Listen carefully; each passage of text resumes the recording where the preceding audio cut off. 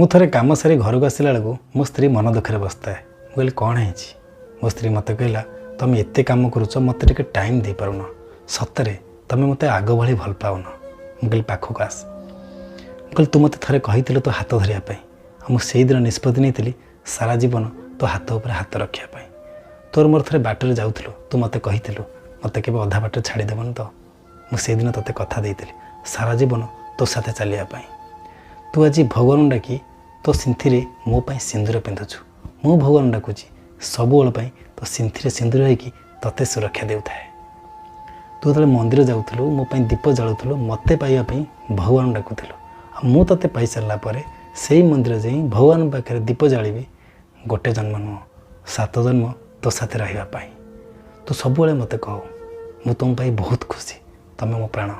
ଆରେ ପାଗଳି, ମୁଁ ତୋତେ ବହୁତ ଭଲ ପାଏ। ଆଉ ତୁ ଭଲ ଭାବେ ଜାଣିଛୁ ମୁଁ ଏତେ କାମ କରୁଛି, କାମ ଭିତରେ ତୋତେ ସମୟ ଦେଇପାରୁନି, କିନ୍ତୁ ତୁ ଭଲ ଭାବେ ଜାଣିଛୁ ମୁଁ ତୋତେ ବହୁତ ଭଲ ପାଏ। ଆଉ ମୁଁ ଯଦି ତୋ ପ୍ରାଣ ହେଲି, ତୁ ମୋ ଜୀବନ। ଦୁନିଆକୁ ଆସିଛି ମୋ ପ୍ରିୟା।